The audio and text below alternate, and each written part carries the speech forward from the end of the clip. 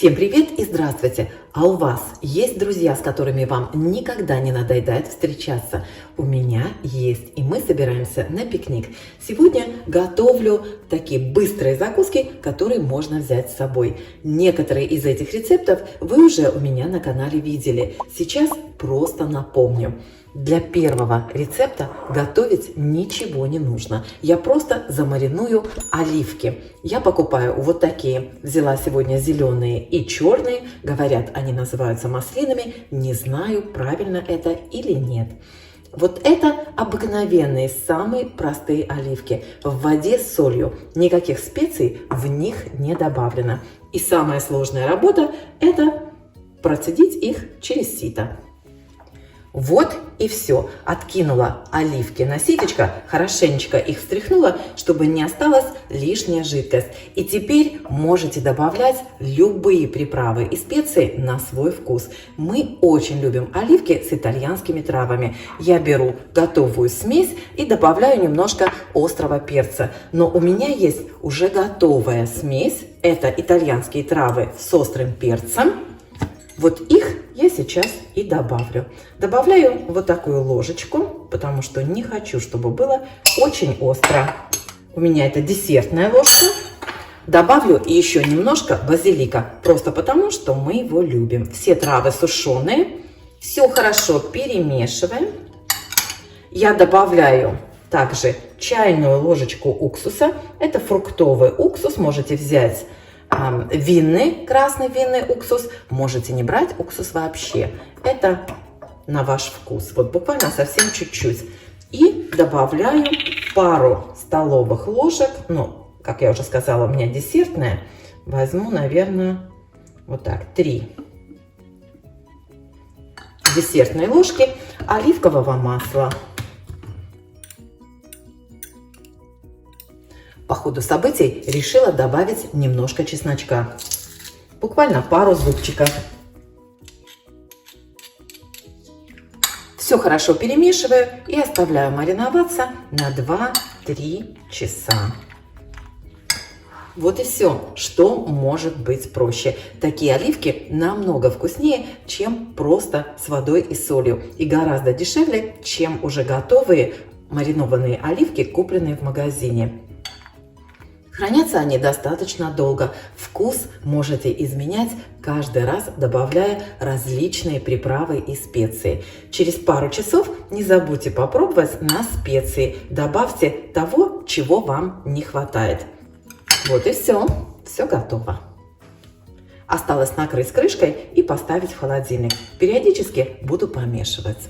Девочки, хочу поделиться с вами лайфхаком. Я купила вот такую простую свеклу. Стоит она, по-моему, евро с копейками, но в нее не добавлены никакие специи.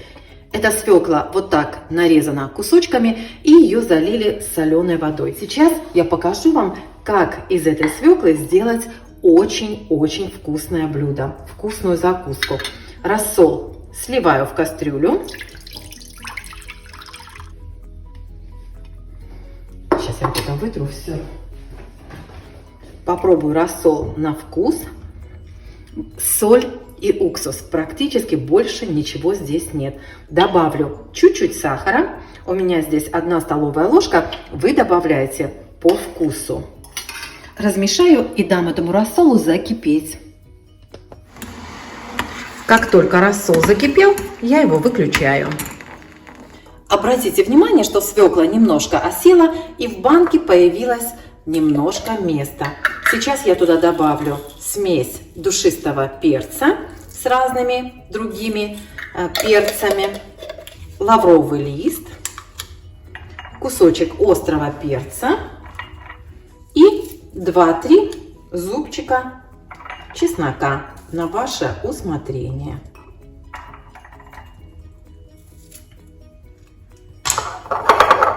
Вот так.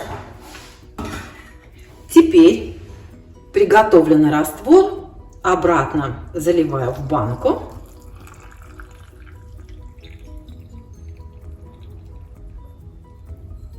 Вот так, прямо до самых краев. И плотно закручиваю крышкой. Вот так, чтобы банка была закрыта герметично. Проверим.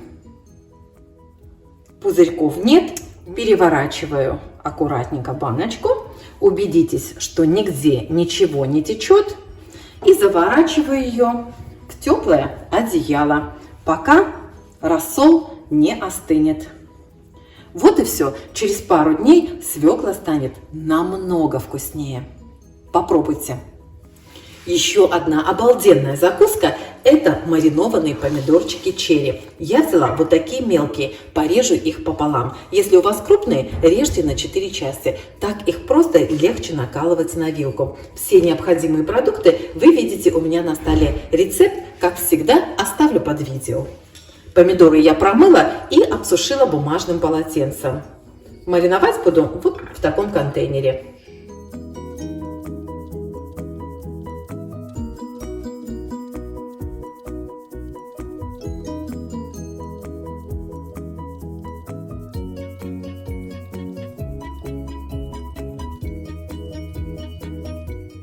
Переложила в салатник побольше, чтобы было просто легче мешать. Вот и все. Самая сложная работа уже сделана. Теперь сюда выдавливаю чеснок.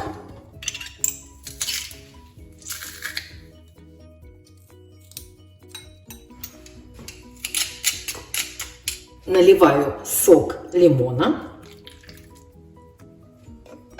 Вот здесь у меня была половинка лимона, я выдавила.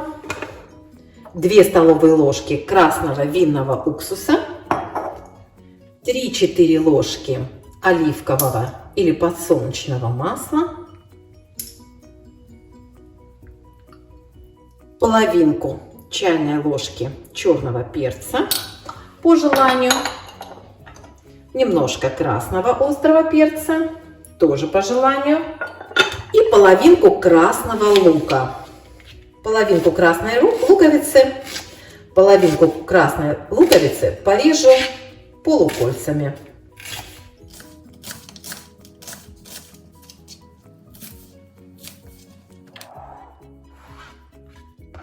Добавлю соль по вкусу.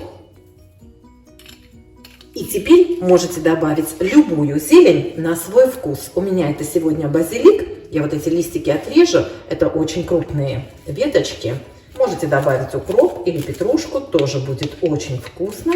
Но я считаю, что помидоры и базилик – это просто классическая смесь, которая отлично подходит друг к другу. Вот и все. Теперь перемешиваем. Ребят, такой запах – это просто мечта. Вот и все. Дадим помидорам помариноваться пару часов, и можно подавать их к столу. Лучше, если они постоят у вас в холодильнике хотя бы ночь, будут гораздо вкуснее. Но, в принципе, как я уже сказала, можно подавать их на стол через пару часов. Перекладываю помидоры в контейнер для маринования. Плотно накрываю крышкой и ставлю в холодильник.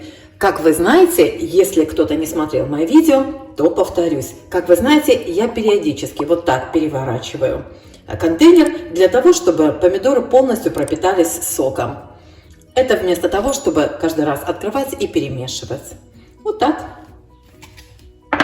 Все дела.